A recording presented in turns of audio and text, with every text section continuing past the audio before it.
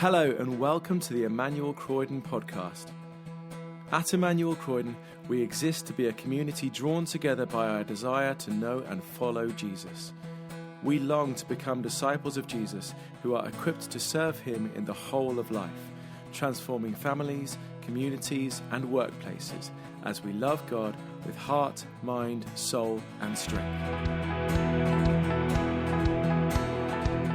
We hope you enjoy this week's talk from the morning services. Thank you for joining us today. Grace and peace to you.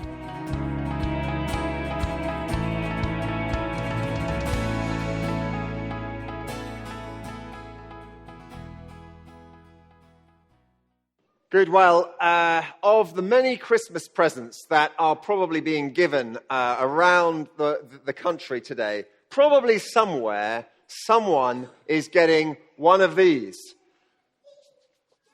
Does anyone know what this is? The groans. Is Where's Wally, isn't it? Or Where's Waldo, if you're from the other side of the Atlantic. And the way it works, if you don't know, is you get pages and pages and pages of sort of complex pictures, and you have to find Wally. And I'm seeing some highly trained eyes already over here who are looking carefully. Somewhere, Wally is in that picture. And by the way, this is incredibly hard when you're holding the book right now. It's almost impossible to do in a church of this size. But has anyone found him? You have. Yes, Rosemary, where is he? Do you have the book?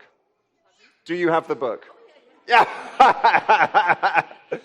She's quite right. He is top right. There he is, hiding. Very good. Is that what you were thinking? You found him somewhere else as well? Well, now, that's Where's Wally. Now, did you know that there is a not dissimilar book called Finding Jesus? Some friends recently got this for me, and it's basically the same idea. You've got pages and pages and pages of sort of complex pictures, and you have to find Jesus. So let's have a go at it.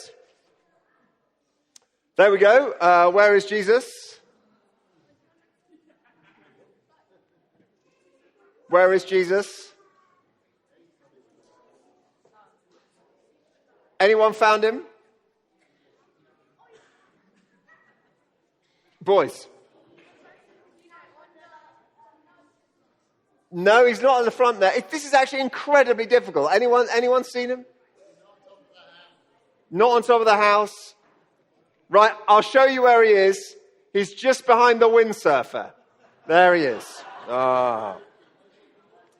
Now, this book, it's a great Christmas present. Sorry, you've missed it for this year. You're welcome next year. Page upon page of crazy life scenes with Jesus hiding somewhere. And it's sold quite well. I went on to Amazon to read the reviews, and one purchaser was so pleased they wrote the following review. If we can have the next slide up, please. Purchased this for my sports team's secret Santa gift swap. The recipient managed to find Jesus 3 times that night. And a number of other people found him once or twice too over the course of the night. We all really enjoyed finding Jesus. Can highly recommend this for a present, especially for those interested in Where's Wally type books, or just those who are interested in finding Jesus as he hides in plain sight in a variety of everyday situations. That is just genuinely, that is a review. I mean, I want to meet this guy. He's made my sermon a whole load easier. But don't underestimate the evangelistic potential, by the way, of your Amazon reviews. That's the other. Now, finding Jesus in all sorts of everyday situations. Well, there's nothing like the incarnation for an example of that. Whilst we're on the subject of pictures, here's another picture. Anyone know what this picture is?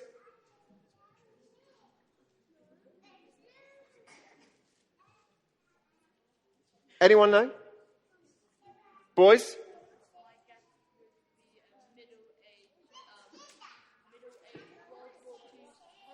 Medieval, Middle Ages is where we're going over here.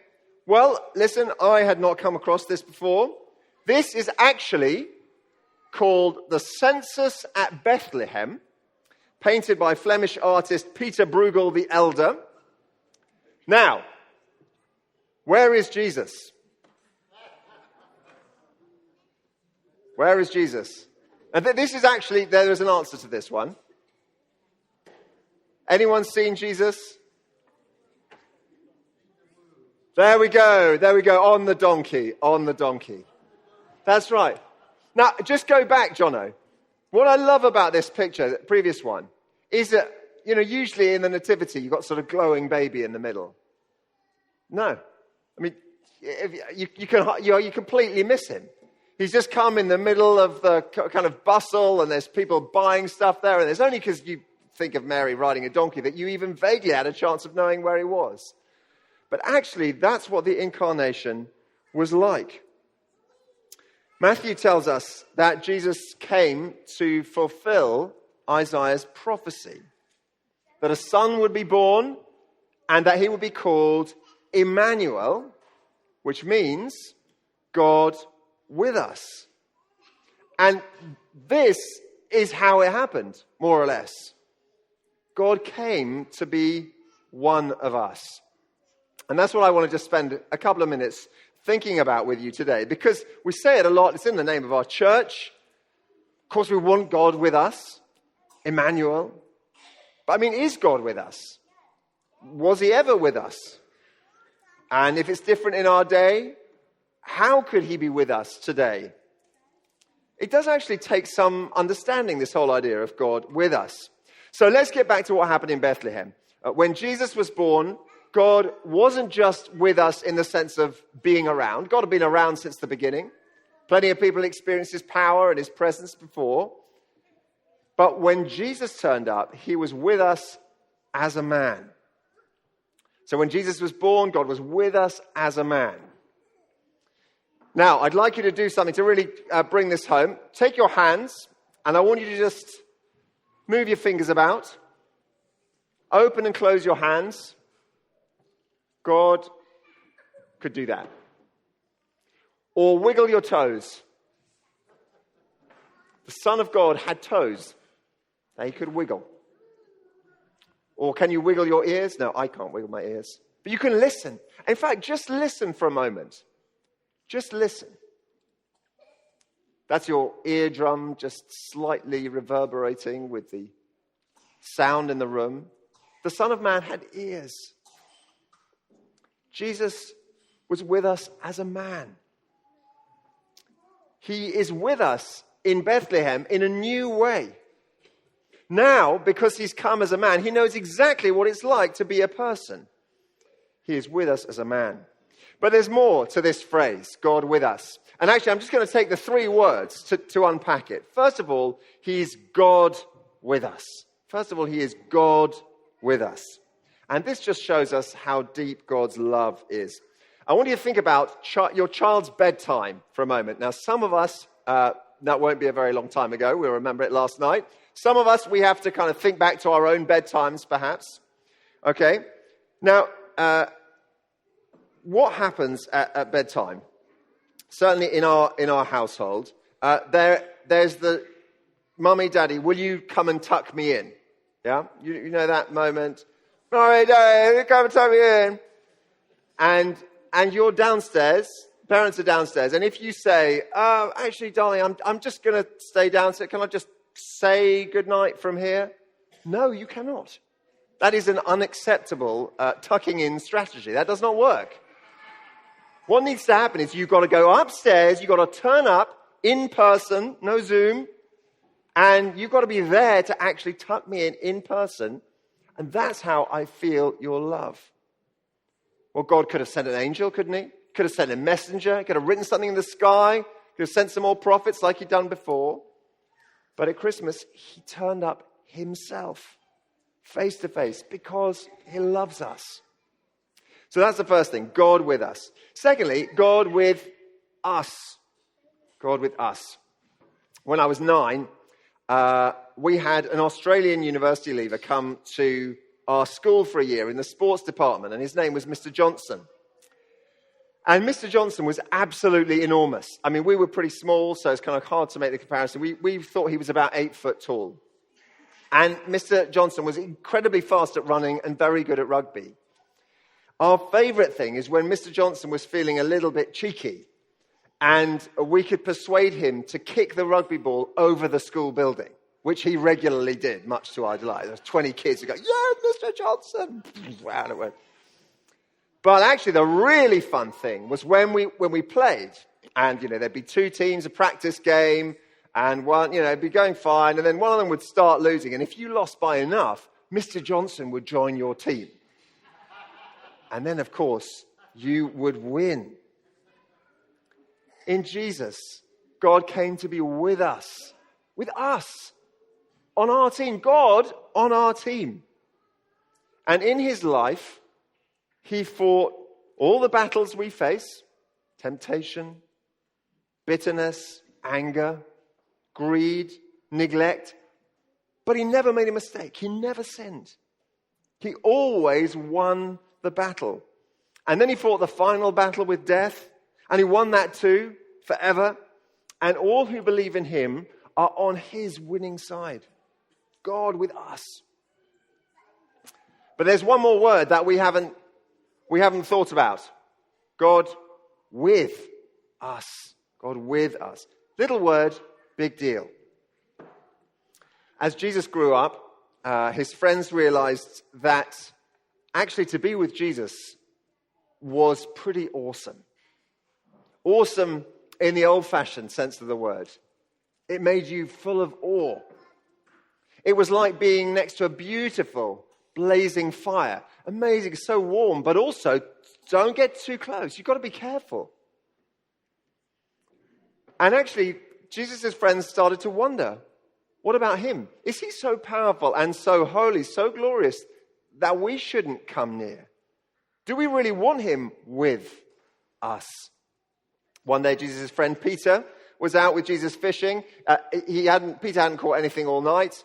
And then just in the last couple of hours of the night, Jesus said, "Well, can I join you?" And he said, "Look, try again." And Peter's like, "Well, really?" And he tried again, and he had got such a great catch of fish that the boat almost sank. And the Bible says this: when Simon Peter saw this, he fell at Jesus' knees and said, "Go away from me, Lord. I'm a sinful man." Peter suddenly saw, Jesus is so perfect, I'm not sure I want him with me. Now, of course, the story doesn't stop there. God was so with us in Jesus that he walked all the way to the cross. He was so with us that he hung on the cross with the very worst of us. He's so with us, he carried all our sin. And so with us that he suffered the punishment we deserve. And that is such good news. Jesus says to us, "Do you know the great problem about you being with me? I have solved that. You can be with me. You can be with me without worry, without fear. You can be with me despite all your indifference, despite your feelings of inadequacy. You can have that awesome encounter, and you can stay there in my presence, and you can live." And that becomes possible when we say, "Lord, have mercy on me, a sinner." That's what it means that Jesus is Emmanuel. But I want to just, as I close, get back to where we started. We started with this question: where is Jesus? Where is Jesus now? Because, of course, he isn't in the manger or on the cross or anywhere on earth in the flesh anymore. But if we can have the next picture, I want to suggest to you that he is at the door. Jesus is at the door. This is a famous picture here. Anyone seen this picture before? Yeah. Preachers love to wheel it out. It's by Holman Hunt. And it's painted in the 1800s. It's the representation of a verse in the Bible. And in that verse, it says, "Here I am. I stand at the door and knock. If anyone hears my voice and opens the door, I will come in and eat with that person and they with me." A couple of weeks back, we heard this message at our evening service. It's part of a letter from Jesus to his church. And, you may be wondering, where would we find Jesus? And the surprise in his letter is you will find him at the door of the church. Jesus is not inside the church. He's at the door. And he's saying, let me in. He's at the door of the vicarage. He's saying, John, I see you're running around like a professional Christian. Let me in. He's at the doorway of our church. I see you're called Emmanuel. I see you have many things. Will you let me in? He's at the doorway of our next year, 2025. And he's saying, let me in. And we may wonder, what's going to happen if we let him in? Is it going to be a bit tense and a bit awkward, like an awkward Christmas lunch? No. He said, I'm going to come in and I'm going to eat with you. He's going to be with us in the most intimate and kindest relationship. Where is Jesus? He is at the door. The question to you this Christmas is, will you let him in? Well, we're going to sing now. It's a song that is really a prayer. It says, come thou long expected Jesus. It's an invitation for Jesus to come into our lives and into our world because he is the one that we need. Let's stand. Thanks for listening to the Emmanuel Croydon podcast. For more information about our church and everything we have going on, visit our website, emmanuelcroydon.org.uk. You can also follow us on Facebook, Twitter and Instagram to see and hear what's going on in the life of our church.